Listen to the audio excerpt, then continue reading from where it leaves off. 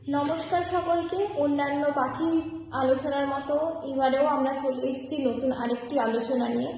আজকের আলোচনার বিষয়বস্তু হচ্ছে সিগারেট, মদ, বিড়ি এই সমস্ত মাদক দ্রব্য সেবনের বিরুদ্ধে কোন কোন আইন আছে এবং এই ব্যবসা কোন কোন আইন দ্বারা বন্ধ করা যায় সেই নিয়ে আলোচনা। একইভাবে আজকে আমাদের সাথে উপস্থিত রয়েছেন হাইকোর্টের আইনজীবী তথা প্রফেসর প্রীতম ব্যানার্জি স্যার। স্যারকে নমস্কার। নমস্কার।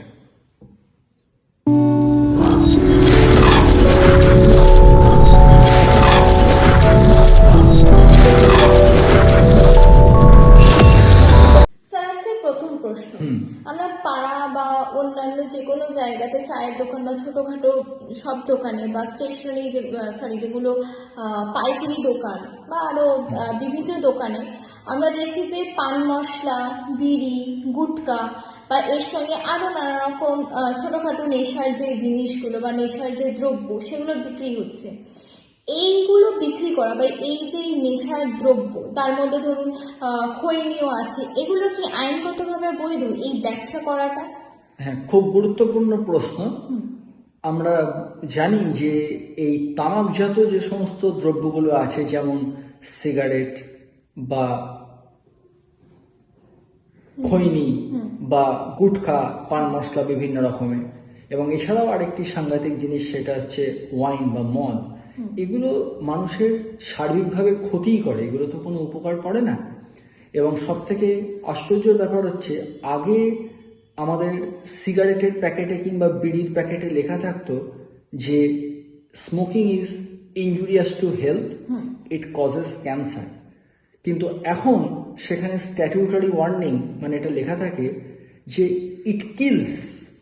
তাহলে এখানে লিখেই দিচ্ছে যে ইট কিলস, অর্থাৎ স্মোকিং ইট কিলস।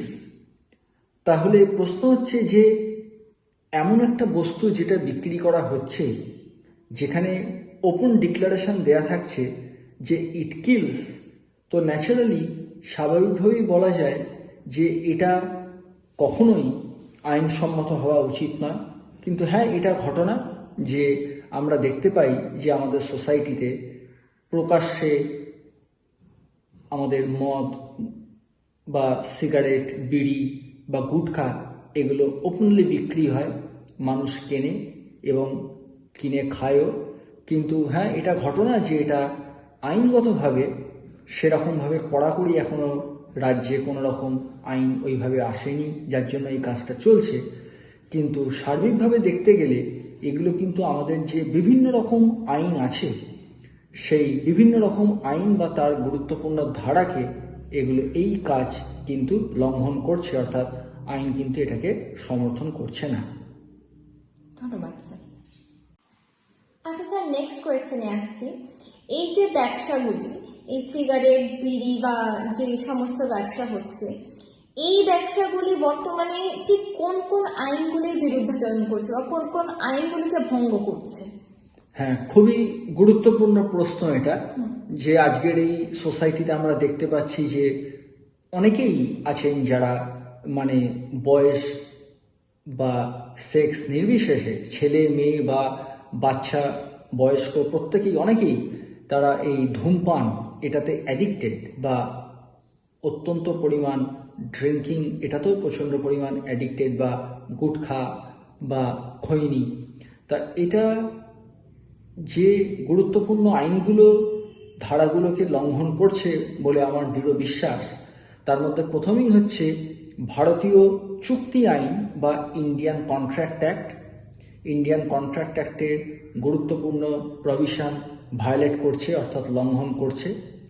এবং এর সাথে আমি আরেকটি গুরুত্বপূর্ণ আইনকে উল্লেখ করব, যেটা আমার মতে সেখানেও একটা গুরুত্বপূর্ণ ধারাকে এটা লঙ্ঘন করছে। সেটা হলো ভারতীয় দণ্ডবিধি বা ইন্ডিয়ান পিনাল কোড। এই দুটো আইন, অর্থাৎ ভারতীয় চুক্তি আইন এবং ভারতীয় দণ্ডবিধি, এই দুটো আইনকে এই রকম যে ব্যবসা আছে এটা লঙ্ঘন করছে। এছাড়া আরও কিছু আনুষঙ্গিক আইন রয়েছে, সেগুলোরও কিছু গুরুত্বপূর্ণ ধারা এই ধরনের ব্যবসা লঙ্ঘন করছে বলেই আমার বিশ্বাস। আচ্ছা স্যার, আচ্ছা স্যার, এবার নেক্সট কোয়েশ্চেনে আসছি। এই যে ব্যবসা, এই ব্যবসা ইন্ডিয়ান কন্ট্রাক্ট অ্যাক্টকে কিভাবে ভায়োলেট করছে? ইন্ডিয়ান কন্ট্রাক্ট অ্যাক্টকে ভায়োলেট করছে এই কারণেই যে আমাদের ইন্ডিয়ান কন্ট্রাক্ট অ্যাক্ট অর্থাৎ চুক্তি আইন, সেখানে সেকশন 23 সেখানে বলে দেওয়া আছে যে হুইচ কন্ট্রাক্টস আর ভ্যালিড। তা একটা ভ্যালিড কন্ট্রাক্ট হতে গেলে তার একটা অত্যন্ত গুরুত্বপূর্ণ ইনগ্রেডিয়েন্ট উপাদান হচ্ছে the object of the contract must be lawful. অর্থাৎ কন্ট্রাক্টের যে অবজেক্টটা, এই অবজেক্টটা যেন লফুল হয়। তা যখন সিগারেটের প্যাকেটের ওপর লেখা থাকছে যে স্মোকিং কিলস, তাহলে যখন একটা ওপেন ডিক্লারেশন, এটা তো একটা কোনো কোম্পানি তাকে ম্যানুফ্যাকচার করছে, অর্থাৎ সিগারেটটা বিভিন্ন কোম্পানির আছে, বিড়ি বিভিন্ন কোম্পানির আছে, তা প্রত্যেকটা কোম্পানির লোগো দেওয়া আছে এবং সেখানে একটা ওপেন ডিক্লারেশন দেওয়া থাকছে যে স্মোকিং কিলস। তাহলে যদি সেই ওপেন ডিক্লারেশন সেই প্যাকেটের ওপর যদি লেখা থাকে, তাহলে ইট কিলস, এটা নিশ্চয়ই একটা আনলফুল অবজেক্ট। তা সেখানে এটা সরাসরি section 23 of the Indian contract act 1872 তাকে ভায়োলেট করছে। কারণ আমাদের কন্ট্রাক্ট অ্যাক্টের 23-তে বলা আছে if the object of the contract is unlawful it is void. তাহলে যেখানে প্যাকেটের ওপর লেখা থাকছে ইট কিলস, তাহলে আমার প্রশ্ন হচ্ছে how it is validating, it is not supported by law. অর্থাৎ এটা যদি ওপেনলি একটা ডিক্লারেশন দেয় যে ইট কিলস, অর্থাৎ এটা মানুষের জীবন শেষ করে দিতে পারে, তাহলে আমার তো অবজেক্টটা আনলফুল হয়ে গেল, তাহলে সেটা কি করে ভ্যালিড হতে পারে? কিন্তু স্যার এরকম মানে একটা সতর্ক বার্তা বা এরকম অ্যালার্ট দেওয়ার পরেও গভর্নমেন্ট তো মানে গভর্নমেন্টের ক্ষেত্রে তো এটা যে উচিত যে একটা স্টেপ আগিয়ে এনে এই রকম ব্যবসাকে বন্ধ করা, কিন্তু গভর্নমেন্টের তো সেক্ষেত্রে কোনো রকম মানে গভর্নমেন্ট নিজেই তো স্যার যেহেতু ট্যাক্স পাচ্ছে, সে কারণে আমার মনে হয় যে গভর্নমেন্ট এখানে বেশিভাবে সাপোর্ট করছে যে হ্যাঁ তোমরা ব্যবসা করো ইনস্পাইট অফ আনলফুল বিজনেস। অবশ্যই এটা হচ্ছে গভর্নমেন্টের পার্টি একটা বিরাট বড় ল্যাচেস। এটা সরকারের এই মদত আছে বলেই, অর্থাৎ শুধুমাত্র কর বা ট্যাক্সের টাকা আসতে পারে এই উদ্দেশ্য নিয়ে গভর্নমেন্ট এটা কখনোই এটা অ্যালাউ করতে পারে না। তার কারণ এখানে অবজেক্ট হচ্ছে আনলফুল। তা অবজেক্ট যদি আনলফুল হয়, মরালিটির গ্রাউন্ডেও এটা কিন্তু আনএথিক্যালও বটে। অর্থাৎ এই যে শুধুমাত্র ট্যাক্স পাওয়ার জন্য সরকার এটাকে অ্যালাউ করছে, তাহলে এক্ষেত্রে আইন লঙ্ঘন হচ্ছে, যে ব্যবসাদার বা ম্যানুফ্যাকচারার আইনটা ভাঙছে এবং at the patronage of the গভর্নমেন্টের পৃষ্ঠপোষকতায়। অর্থাৎ আমি তো মনে করি যে এটা এই যে অপরাধটা চলছে এখানে গভর্নমেন্টের মদত আছে, যেটা অত্যন্ত অন্যায়। একদমই স্যার। আচ্ছা স্যার, নেক্সট কোয়েশ্চেনে আসছি। ব্যবসা, আমরা জানি যে যে কোনো রকমের ব্যবসা করা মানুষের সাংবিধানিক অধিকার এবং আমাদের সংবিধান এই অধিকারটা দিয়ে রেখেছে যে আমরা যেমন খুশি ব্যবসা করতে পারি। সেক্ষেত্রে মানুষ এই যে ব্যবসা করছে পান মশলা বা বিড়ি গুটখা যাই হোক, তো এই ব্যবসা কেন সাংবিধানিক অধিকারের ক্ষেত্রে আসছে না? হ্যাঁ, ভালো প্রশ্ন করেছো। এটা ঠিকই যে আমাদের ভারতীয় সংবিধান অর্থাৎ ইন্ডিয়ান কনস্টিটিউশনের আর্টিকেল 19 ক্লজ 1 সাবক্লজ জি, সেখানে বলে দেওয়া আছে যে citizen can carry on any business, trade or profession. ঠিকই কথা, কিন্তু ওই আর্টিকেলের মধ্যে তার পরে সাবক্লসে বলে দেওয়া আছে যে state can impose the reasonable restrictions upon any such trade for the interest of public. অর্থাৎ ব্যবসা করারও যেমন অধিকার রয়েছে, সাংবিধানিক অধিকার, তেমনি রাষ্ট্র মনে করলে যে ওই ব্যবসাটা যদি জনগণের ইন্টারেস্টের যদি বিরোধী হয়, অর্থাৎ জনগণের ইন্টারেস্ট অর্থাৎ স্বার্থ সাফার করতে পারে, এরকম যদি কোনো কাজ হয়, ট্রেড বা প্রফেশন হয়, তাহলে সরকার কিন্তু সেই পেশার ওপরে রিজনেবল রেস্ট্রিকশন অর্থাৎ কিছু শর্ত বা কিছু নিয়ম কানুন বা আদেশ কিন্তু আরোপ করতে পারে। তা যেহেতু এই স্মোকিং বা এই বিভিন্ন রকম তামাকজাত দ্রব্য বা নেশা দ্রব্য আমাদের সমাজকে কলুষিত করছে, আমাদের শরীরের ক্ষতি করছে, তাহলে আমার তো মনে হয় যে অবশ্যই রাষ্ট্রের উচিত ওই রিজনেবল রেস্ট্রিকশন যেটা আমাদের সংবিধানে অর্থাৎ ব্যবসা করার পাশাপাশি ব্যবসা করার অধিকারের পাশাপাশি যে রিজনেবল রেস্ট্রিকশনের কথা বলা আছে, তাহলে সেটা অবশ্যই অ্যাপ্লাই করা উচিত, যেহেতু এটা মানুষের শারীরিকভাবে ক্ষতি করছে, যেটা তাকে মৃত্যুর দিকে ঠেলে নিয়ে যাচ্ছে। একদমই স্যার। স্যার পরবর্তী প্রশ্নে আসছে, এই ব্যবসা ঠিক যেমনভাবে ইন্ডিয়ান কন্ট্রাক্ট অ্যাক্টকে ভায়োলেট করছে, ঠিক একইভাবে কিভাবে এই ব্যবসা ইন্ডিয়ান পেনাল কোড বা ভারতীয় দণ্ডবিধিকে ভায়োলেট করছে? হ্যাঁ, খুব গুরুত্বপূর্ণ প্রশ্ন। এই ব্যবসা অবশ্যই ভারতীয় দণ্ডবিধি অর্থাৎ ইন্ডিয়ান পিনাল কোড 1860 তাকে লঙ্ঘন করছে। এই কারণেই যে ওখানে section 268 of Indian penal code, সেখানে বলে দেওয়া আছে পাবলিক নিউইসেন্স, অর্থাৎ যখন কোনো ব্যক্তি এমন কিছু করছে যেটা পাবলিক হেলথ সেফটি এটা ইনজিওর্ড হচ্ছে, তাহলে এটা পাবলিক নিউইসেন্সের মধ্যে পড়ছে। এছাড়াও সেকশন 273 সেখানে বলে দেওয়া আছে যে whoever selling the noxious food or drink which endangers the public health, এগুলো সব কিন্তু পানিশেবল অফেন্স, অর্থাৎ পাবলিক নিউইসেন্স করা বা কোনো নক্সাস কোনো গুডস বা ড্রিঙ্কস বা ফুডস যেটা মানুষের শরীরের পক্ষে ক্ষতিকারক তাকে বিক্রি করা। এবং 278-এও সেটা বলে দেওয়া আছে যে এই রকম ধরনের যে সেকশনগুলো প্রত্যেকটাই বলছে যে এমন কোনো জিনিস যেটা শরীর বা পরিবেশ তাকে কলুষিত করছে, সাফার করছে। আজকে যে লোকটা স্মোক করছে সে নিজের ক্ষতি করছে, শুধু তাই নয়, তার আশেপাশে যারা দাঁড়িয়ে আছে, যে সমস্ত বাইস্ট্যান্ডার যারা স্মোক করেন না, ওই ধোঁয়া তাদের শরীরেও ঢুকছে এবং সেটা তাদেরও ক্ষতি করছে। তা এটা কি তার কোনো অধিকার আছে যে অন্য লোকের কোনো ক্ষতি করা? সেটা নিশ্চয়ই নেই। এবং ইন্ডিয়ান পিনাল কোডকে এই অর্থে এটা লঙ্ঘন করছে। শুধু তাই নয়, আমরা জানি যে আজকে গভর্নমেন্ট, যেটা তুমি একটু আগে প্রশ্ন করলে যে সরকার সব দেখেও চুপচাপ থাকছে ট্যাক্সের জন্য, তাহলে এটা আমরা জানি একটা অপরাধের সাহায্য করা হচ্ছে অ্যাবেটমেন্ট। তাহলে আমি বলতে পারি এখানে সব গভর্নমেন্ট অ্যাবেটারের ভূমিকা নিচ্ছে, অর্থাৎ অ্যাবেটমেন্ট করছে, দুষ্কর্মের সাহায্য করছে ইনডাইরেক্টলি। তাই তার উপর একটা কথা হচ্ছে, যখন এটা লেখা থাকছে ইট কিলস, তাহলে তার মানে এটা মানুষকে মেরে দিচ্ছে। তাহলে আমরা জানি আমাদের পিনাল কোডে বলে দেওয়া আছে section 309 attempt to commit suicide, এটা একটা অপরাধ। তাহলে যে জেনে বুঝে বিষ পান করছে তাহলে তো সে সুসাইড করছে বলতে হয়। আর যদি সেটাই হয় তাহলে আমাদের 306 নম্বর ধারা 306-এ বলে দিচ্ছে punishment for abetment of suicide, যেখানে সেন্টেন্স দেওয়া আছে 10 ইয়ার্স রিগোরাস ইমপ্রিজনমেন্ট। তাহলে যে কাউকে আত্মহত্যা করতে প্ররোচনা দেবে তার 10 বছরের সাজা।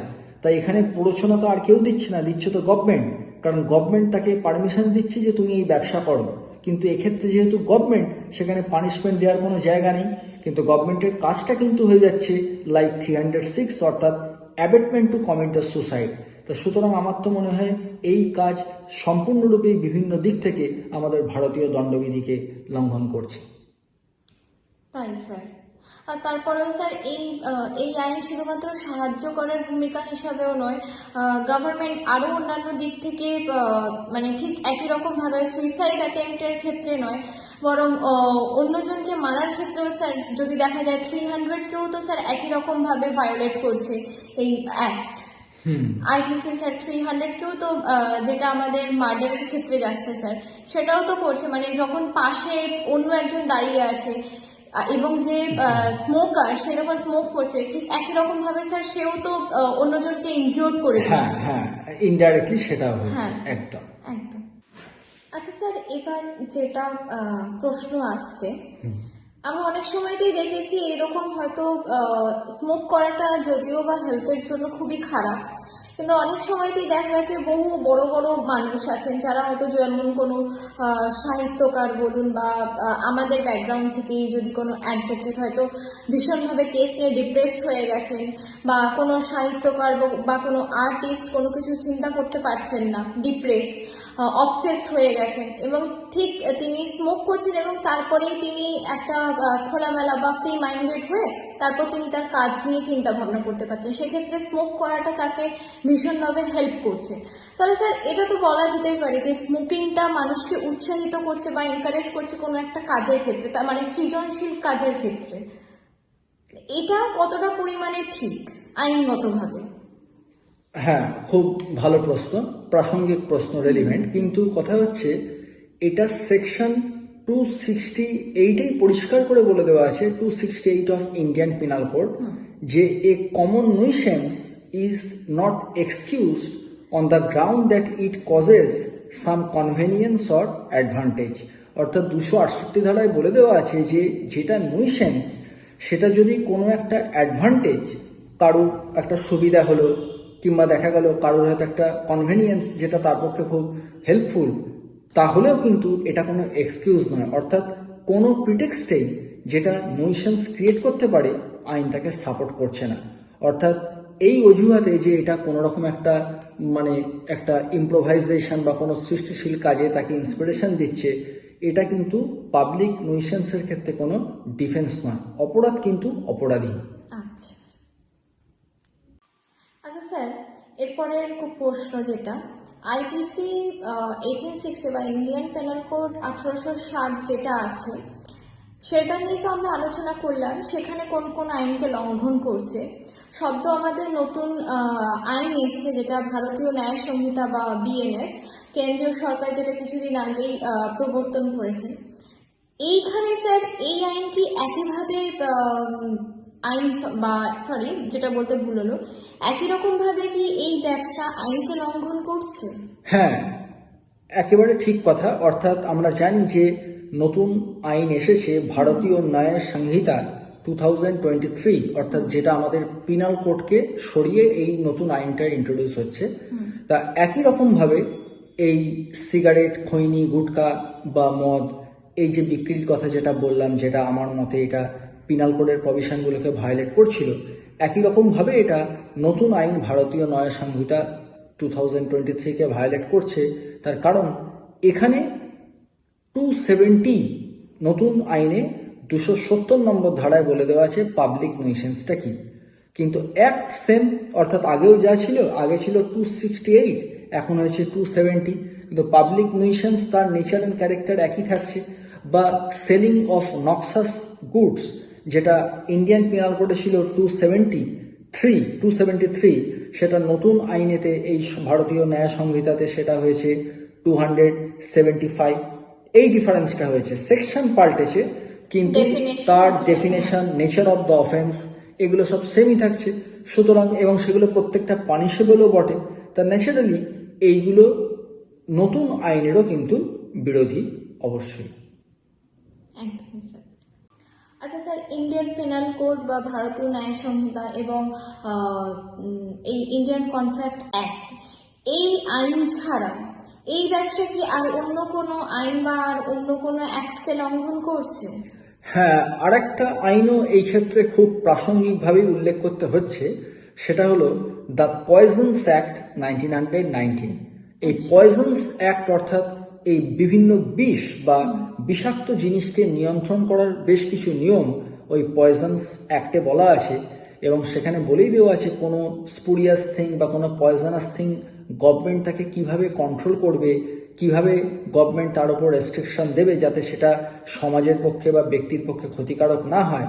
তো আমার মনে হয় যে অবশ্যই সরকারের সেই দিকটা দেখা উচিত এবং পয়জনস অ্যাক্টে যে সমস্ত রেস্ট্রিকশনের কথা বলা আছে তাকে ইমপ্লিমেন্ট করা যায় কিভাবে, যাতে করে এই যে একটা ব্যবসা যেটা মানুষকে এরকমভাবে ক্ষতিগ্রস্ত করতে পারছে, আমাদের সোসাইটিকে ক্ষতিগ্রস্ত করতে পারছে, তাকে কি করে কন্ট্রোল করা উচিত বা নিষিদ্ধ করা উচিত বা কিভাবে তার শাস্তি বিধান করা উচিত, এটা অবশ্যই ভেবে দেখা উচিত।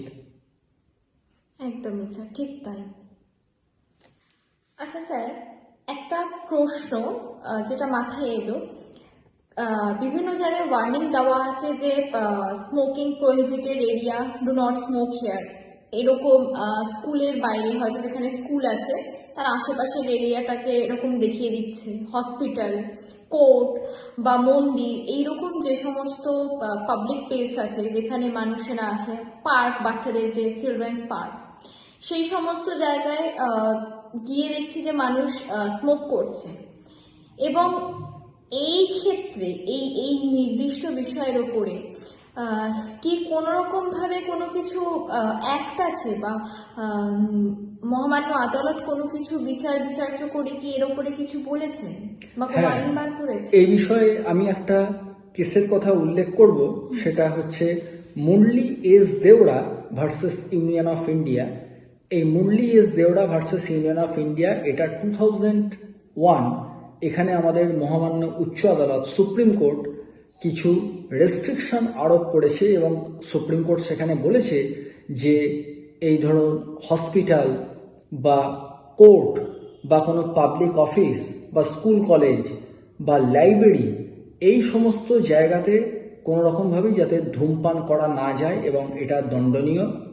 এবং এখানে এই জাজমেন্টটাতে মহামান্য উচ্চ আদালত এখানে উল্লেখ করেছেন যে এই যে স্মোকিংয়ের ফলে বা এই সমস্ত তামাকজাত দ্রব্যর সেবনের ফলে কত মিলিয়নস মানুষ আমাদের দেশে প্রতি বছরে মারা যাচ্ছেন এবং বিভিন্ন রকম রোগের শিকার হচ্ছেন। কারণ আমরা জানি যে এই সিগারেটের মধ্যে যে সমস্ত মানে ক্ষতিকারক দ্রব্যগুলো থাকে, যেমন নিকোটিন বা কার্বন মনোক্সাইড, এইরকম ধরনের জিনিসগুলোর ফলে মানুষের খুব যে ধরনের রোগগুলোর মানুষের হয়, যেমন ক্যান্সার বা বঙ্ক্রাইটিস বা বিভিন্ন হার্ট ডিজিজেস বা ফুসফুসের বিভিন্ন প্রবলেম, তা ন্যাচারালি এই জাজমেন্টে সুপ্রিম কোর্ট একটা রেস্ট্রিকশন দিয়েছে যাতে এইগুলো ওই পাবলিক প্লেসের মধ্যে কোনোভাবেই যাতে এটা কেউ স্মোক করতে না পারে এবং করলে সেটা যাতে পানিশেবল হয়।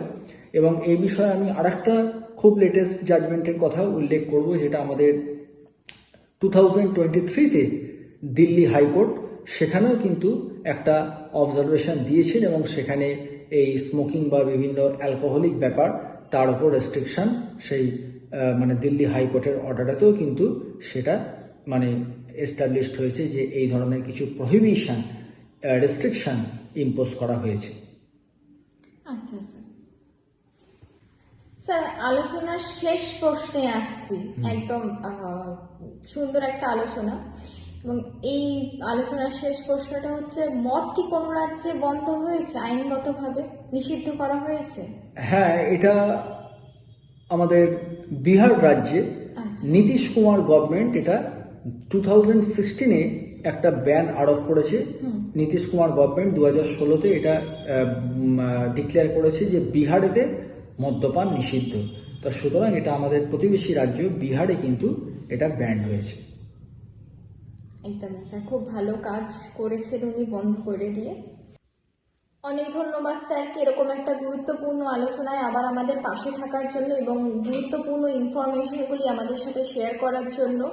আজকের আলোচনা সভা এখানেই শেষ করছি। পরবর্তী পর্বে আবার দেখা হবে, ততক্ষণের জন্য নমস্কার। নমস্কার।